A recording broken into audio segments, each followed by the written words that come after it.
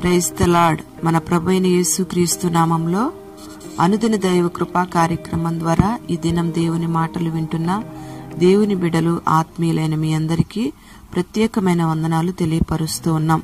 నిశ్చయంగా ఆయన సన్నిధి మీకు తోడైయుండునుగాక. ఆమేన్. మనం ఆరాధిస్తున్న దేవుడు పరిశుద్ధుడు. ఆయన మన ఎడల ఎంతో ప్రేమ కలిగిన దేవుడు. ఆయనను మనల్ని సృష్టించిన సృష్టికర్త. అందుకే ఆయన మన జీవితాన్ని గూర్చి బాధ్యత వహిస్తూ ఉన్నాడు. పాప సంబంధమైన ఈ లోకంలో మనం జీవించినప్పటికీ ఈ లోక సంబంధమైన మాలిన్యత మనల్ని అంటకుండా కాపాడాలని దేవుడు మనల్ని గూర్చి బాధ్యత కలిగి ఉన్నాడు. యేసయ్య ఈ భూలోకంలో జీవించినంత కాలం పాపుల్లో చేరకుండా ప్రత్యేకంగా జీవించి దేవుని యొక్క ఆజ్ఞలను అనుసరించి నడుచుకున్నాడు. పరిశుద్ధమైన జీవితాన్ని చేశాడు. ఆ రీతిగానే యేసయ్య తండ్రి యొక్క కుడి పార్శ్వాన కూర్చున్న రీతిగా మనము కూడా తండ్రి ఎదుట నిలబడాలని, ఆయన మనల్ని తండ్రి ఎదుట నిలబెట్టాలని ఆలోచన కలిగి ఉన్నాడు. పలుమార్లు ఆయన వాక్యముతో మనతో మాట్లాడుతూ మనల్ని హెచ్చరిస్తూ ఉంటాడు. కొన్నిసార్లు ఆదరణ కలిగిన మాటలతో మనతో మాట్లాడతాడు. కొన్నిసార్లు మనల్ని ధైర్యపరుస్తాడు. కొన్నిసార్లు మనల్ని హెచ్చరిస్తాడు. కొన్నిసార్లు మనలో ఉన్న పాపాలను మనకు చూపించి మనలో పశ్చాత్తాపం కలిగేటట్లుగా మనల్ని గద్దించి దేవుడు మనతో మాట్లాడతాడు.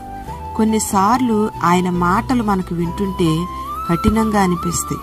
కొన్నిసార్లు ఆయన మాటలు వింటుంటే మనకు కోపం కూడా వస్తుంది. ఆయన హెచ్చరిక కలిగిన మాటలు విని మన జీవితాలను సరిచేసుకుని మన జీవితాన్ని పరిశుద్ధంగా కట్టుకొని పరలోక రాజ్యంలో ప్రవేశించాలని ఆయన మనకు సమయాన్ని ఇస్తాడు. ఆయన మనకు ఆత్మ సంబంధమైన ఐశ్వర్యాన్ని ఇవ్వాలని ఆశపడుతున్నాడు. పరలోక రాజ్యంలో బంగారు వీధుల్లో మనల్ని సంచరింపచేయాలని ఆశపడుతూ ఉన్నాడు. మనమైతే పరలోక సంబంధమైన రక్షణను, పరలోక సంబంధమైన ఆశీర్వాదాలను ప్రక్కన పెట్టి ఆయన ద్వారా ఏదో సంపాదించుకోవాలని, ఆయన ద్వారా ఏదేదో మేలు పొందుకోవాలని ఆశపడుతూ ఉన్నాం. ఆయన ఏ రీతిగా వాక్యంతో మనతో మాట్లాడి మనల్ని హెచ్చరించినా, మనల్ని గద్దించి సరిచేసినా ఆ వాక్యానికి మనం లోబడితేనే ప్రభువులో ఉన్న రక్షణను అనుభవించి శాశ్వతమైన పరసంబంధమైన ఆశీర్వాదాలను మనం అనుభవిస్తాం. దేవుడు మనతో మాట్లాడుతున్న ఆ మాటలను మనం నిర్లక్ష్యపెట్టి రక్షణ సమయాన్ని మనకు అనుగ్రహించినప్పుడు ఆ సమయాన్ని మనం వ్యర్థపుచ్చుకుంటే శపించబడిన అనుభవాల్లోకి వెళ్లి మరణమవ్వాల్సిన పరిస్థితులు వస్తాయని మనం గుర్తుపెట్టుకోవాలి.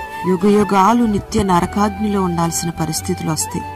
పరిశుద్ధ గ్రంథంలో ఫెలిక్స్ అనే ఒక అధికారి దేవుడిచ్చిన సమయాన్ని వ్యర్థపుచ్చుకున్నట్లుగా మనకు కనబడతాడు.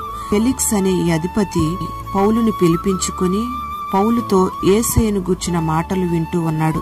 అప్పుడు పౌలు నీతిని గూర్చి, ఆశా నిగ్రహాన్ని గూర్చి, రాబోయే తీర్పును గూర్చి ప్రసంగిస్తూ ఉండగా ఫెలిక్స్ ఈ మాటలు వింటూ ఉండగా మిక్కిలి భయపడిపోయాడు.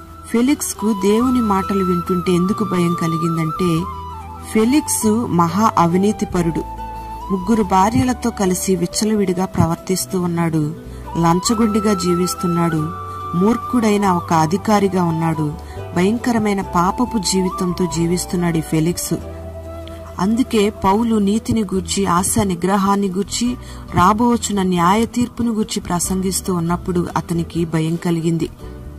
ఈ ఫెలిక్స్ అనే అధికారి వాక్యం వింటూ ఉండగా వాక్యానికి భయపడ్డాడు గాని తన హృదయంలో రక్షణార్థమైన ఆ పశ్చాత్తాపానికి చోటివ్వలేదు. హృదయాన్ని కఠినపరుచుకున్నాడు. దేవుని మాటకు ఏమాత్రం అవకాశం ఇవ్వలేదు. పైగా ఈ తంత్రాలు కలిగిన ఫెలిక్స్ అంటాడు కదా పౌలుతో, ఇప్పటికి చాలు, ఇక ఇంటికి వెళ్ళు, సమయం ఉన్నప్పుడు నిన్ను పిలిపించుకొని దేవుని మాటలు వింటానని పౌలును పంపించేశాడు. ప్రియ దేవుని బిడ్డలారా, ఈ ఫెలిక్స్ అనే అధికారి దేవుడు తనకిచ్చిన రక్షణ సమయాన్ని త్రోసిపుచ్చి రక్షణను నిర్లక్ష్యం చేశాడు.